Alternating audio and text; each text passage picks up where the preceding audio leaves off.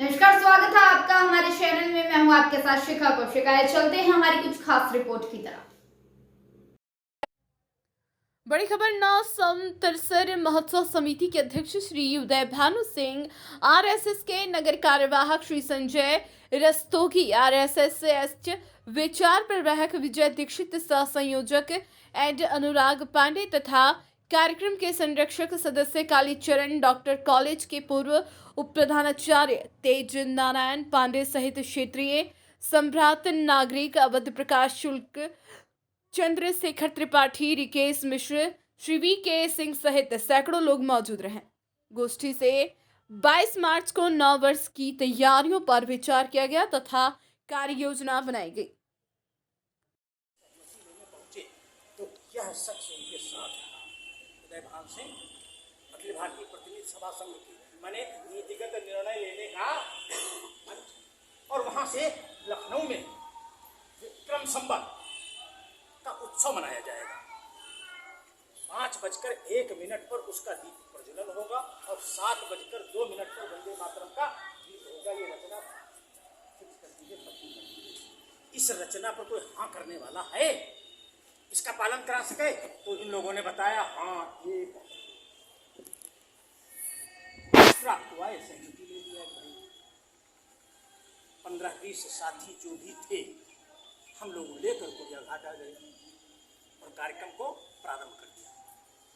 बाकी दिमाग जो कुछ होगा वो अगले वर्ष लगाएंगे। इस बार सिर्फ सूर्यदेव भगवान की पहली किरण को अर्घ देकर हम अपने विक्रम संवत का स्वागत करेंगे। जो कि संविधान में वो दर्ज नहीं है, तो जरूर संवैधानिक शक्तियां इसे रोकने का प्रयास करेंगी। किया, एक नहीं किया, हम लोगों की हैसियत मिटाई है और मैं मिटा हूं, और ये बताते बताते मिटा हूं कि रोक नहीं पाओगे। और जिस दिन ये वापस जहां से आया है वहां चला गया, फिर उस दिन आपको विवश करेंगे कि संविधान में भी संशोधन हो। अब आप उस अवस्था में आ गए हैं कि जिस प्रतिनिधि सभा से ये उत्सव हमें मिला था, राष्ट्रीय स्वयंसेवक संघ के कार्यवृत्त में, कार्य परिषद की बैठक में, इसी 2-3 महीने के अंदर अवध प्रांत के कार्यवृत्त में यह महोत्सव, आपका महोत्सव, ये गया है। ये कहते हुए गया है कि भारतीय नववर्ष मनाने की एक परंपरा हमारे स्वयंसेवकों ने विकसित की है, क्योंकि शाखा पर 1% और 3% ही तो नागरिक बुलाए जाएंगे, इससे ज्यादा संघ बुलाएगा नहीं। तो उनका लक्ष्य ही वहां नहीं है शाखा पर बुलाने का। तो क्या पूरा भारत बिना नववर्ष बता के रहेगा? नहीं, उसके लिए अलग से संगठन व्यवस्था।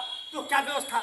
ये व्यवस्था आपने विकसित की कि अब ध्वज के समक्ष आपको जाने की कोई जरूरत, आप सूर्यदेव भगवान सामने जाइए, वो चाहे जिस जाति के हों, चाहे जिस संप्रदाय के हों, आप जाइए। सूर्यदेव से जीवन भी पाते हैं, सूर्यदेव से जीवन इस्लाम के अनुयायी भी पाते हैं, सूर्यदेव से ही जीवन सभी समुदाय के लोग पाते हैं, जातियों के लोग। तो क्यों नहीं उनके सामने आ सकते हैं? उनको अर्घ दें और अपने 9 वर्ष का स्वागत करें। एक छोटी सी रचना हम सबको दे दी गई, हम लोग रत हो गए, मस्त हो गए, और इतना मस्त हुए कि लखनऊ जैसे शहर में जब आप सब हमें प्राप्त हुए तो लगा कि अब विक्रम संवत संविधान के संशोधन के सतह तक भी ये जाएगा। तो जाने के लिए पूरे देश भर में एक विचार दौड़ाया गया, दृष्टि दौड़ाई गई। तो दृष्टि मिली कि ग्वालियर और ग्वालियर के नगर निगम एक्ट में मध्य प्रदेश में एक संशोधन करवाया गया। महाराष्ट्र में कोड़ा समझना। देखिए, उस साजिश की काट ढूंढने के लिए कहां पर आया गया? नगर निगमीय एक्ट एक संविधान अलग है, उत्तर प्रदेशों का संविधान अलग है, और हमारे राष्ट्र का संविधान, यहाँ जितने भी वरिष्ठ लोग हैं ये सब जानते होंगे मैं क्या बोल रहा हूँ। नगर निकाय का संविधान, सारा सिस्टम अलग है। इसमें मध्य प्रदेश, अब तो महाराष्ट्र भी ने जोड़ दिया, मध्य प्रदेश में संविधान संशोधन करवाया गया। ऋतुओं में कुसुमाकर अर्थात बसंत में, तो बसंत का आगमन भी इसी मास में होता है। उसकी जो श्री है, उसकी जो विभूति है, वो चारों तरफ आपको दिखाई देती है। वृक्षों में नए नए कोपल, नए नए किसले, लताएं पुष्पों से लदी हुई, चारों तरफ एक उत्साहवर्धक आह्लादकारी वातावरण वो चैत्र शुक्ल की प्रतिपदा को ही परिलक्षित होता है। मैं समझता हूँ इससे बढ़िया दूसरा कोई दिवस हो ही नहीं सकता। और तमाम जो परंपराएं हैं उसमें कहा गया कि भगवान राम ने बाली को इसी दिवस उसका वध किया और ये कहते हुए किया था कि अनुज वधु भगनी सुत नारी सुन सठ कन्या समयचारी और नहीं कुदृष्ट विलो कर जो ये ताहि बधे कछ पाप नहीं, ऐसा कह करके भगवान राम ने बाली का वध किया था। तो यह दिवस मैं समझता हूँ समीचीन है हमारे भारत देश के लिए, हमारी परंपराओं के लिए, और हम इस दिन नए वर्ष को मनाएं। पिछले वर्ष मुझे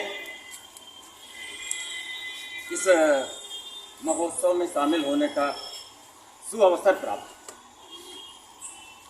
नदी के किनारे कुड़िया घाट पर, और जब मैं गया तो मैं वास्तव में मैं थोड़ा कम जाता हूँ कहीं पर, लेकिन मैं जब गया तो मैं बड़ा बिल्कुल अद्भुत दृश्य था, मैं देखता ही रह गया।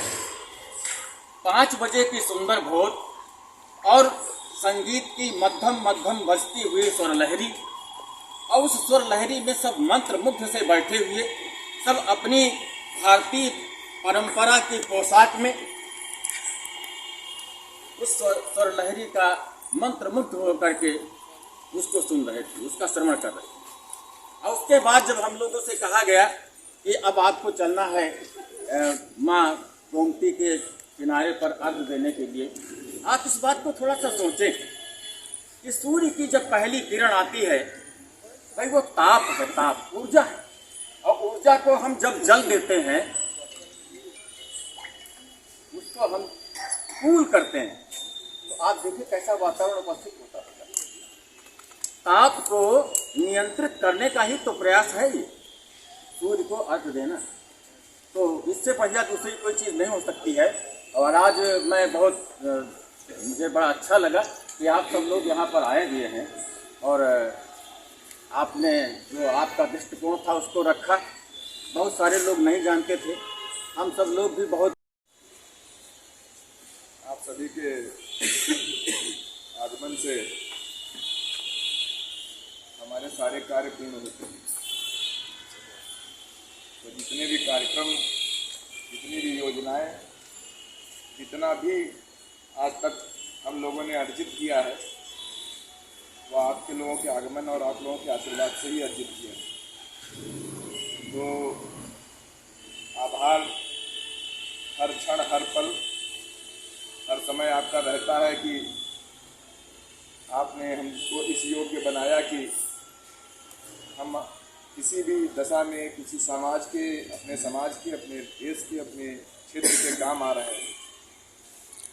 और आज भी आप लोगों ने अपना आशीर्वाद दिया है। सबसे बड़ी बात यह है कि जिस योजना के लिए हम यहाँ बैठे हैं इसकी चर्चा अभी हम लोगों ने नहीं की। हम लोगों ने ये जाना कि हमारा नववर्ष क्यों मनाया जाए, हम लोगों के अंदर अपना स्वाभिमान जागृत हो, इसकी भी चर्चा हुई।